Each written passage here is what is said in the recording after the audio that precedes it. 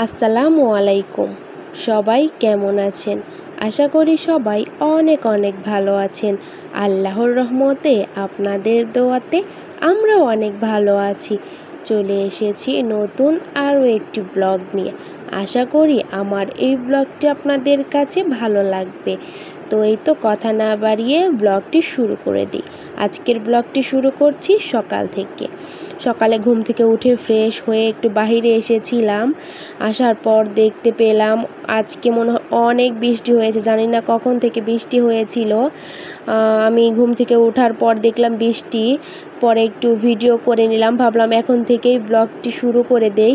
তারপর বৃষ্টি দেখে চলে এসেছি রুমে। আপনাদের ভাইয়া এখনও ঘুম থেকে ওঠেনি। আমি এখন ভাবলাম যে একটু চা করে নেই, যেহেতু চা খেতেই হবে, আর এই জন্য আমি চাটা করে নিচ্ছি। তো চা করা শেষ, এখন আমি চাটাও ঢেলে নিলাম। আমি চিনিটা কাপে দিয়েই রেখেছিলাম। আমি চা বানানোর সময় চিনি আগেই দেই না, আমি শুধু লিকার করে নিই, পরে চিনি দিয়ে খাই। কারণ যার যতটুকু লাগে সে ততটুকু দিয়ে খেতে পারে। আমরা যেহেতু চিনিটা একটু কম খাই, আপনাদের ভাইয়াও কম খায়, আমিও একটু কম খাই, তাও মাঝে মধ্যে চিনির পরিমাণটা একটু বেশি হয়ে যায়। আর এই তো চা রেডি হয়ে গেছে।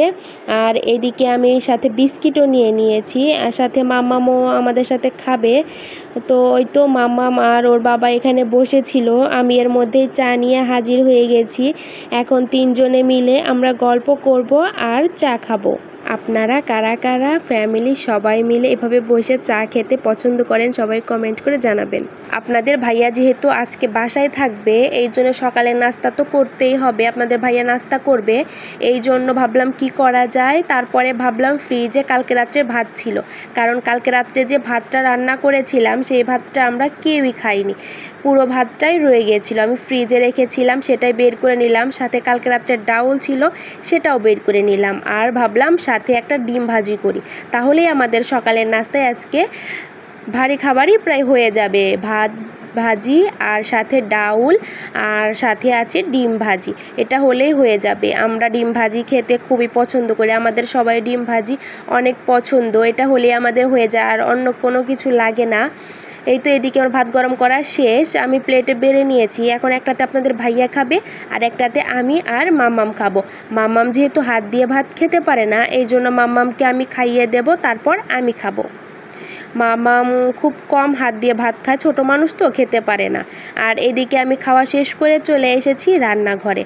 এখন দুপুরে রান্না করব, এই জন্য ভাত উঠিয়ে দিয়েছি। আর এখানে আমি তরকারি আগেই কেটে রেখেছি।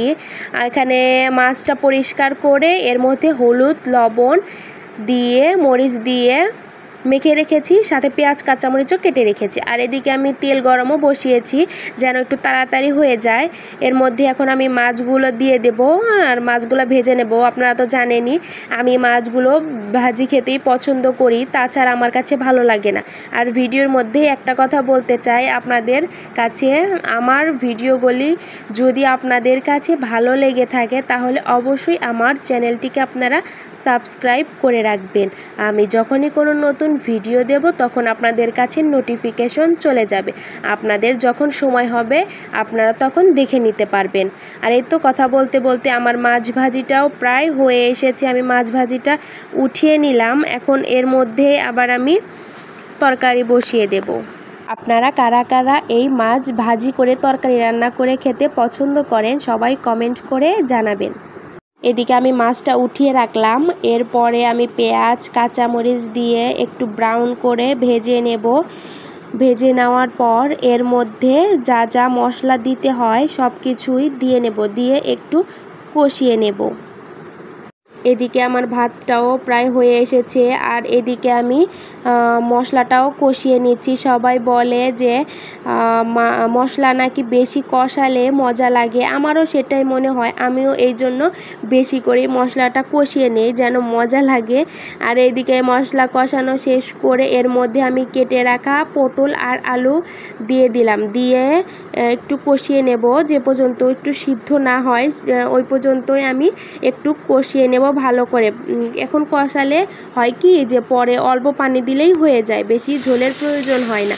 এই তো আমার পটল আর আলু প্রায় সিদ্ধ হয়ে গেছে, এখন আমি একটু ঝোলের পানি দিয়ে দেব, দিয়ে এর মধ্যে যখন ঝোলটা যখন শুকিয়ে আসবে তখন আমি মাছটা দিয়ে দেব, তাহলেই তরকারির টেস্টটা ভালো আসে।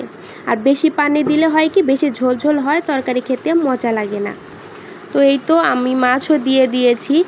আর এই তো দেখেন আমার তরকারিটা প্রায় হয়ে এসেছে, মনে হচ্ছে পাতলা হয়েছে, আর পটলের তরকারি তো পাতলাই হয়। এখন বাজে দুপুর 2টো। আপনাদের ভাইয়া চলে এসেছে লাঞ্চ করার জন্য, এই জন্য আমি এখন তরকারি বেড়ে নিয়েছি, সাথে আমি টকটাও আগে গরম করে নিয়েছিলাম, আর সাথে ছিল ভাত। এই তো এখন তরকারিটা রেখে আসবো, ভাতটা খেতে দেবো আপনাদের ভাইয়াকে। মাম্মা মাছকে আগে ভাতটা খেয়ে ফেলেছে, এখন আমি আর আপনাদের ভাইয়া মিলে ভাত খাবো। আর এইদিকে পানি ছিল না বোতলে, এই জন্য বোতলে আমি পানি ভরে নিচ্ছি।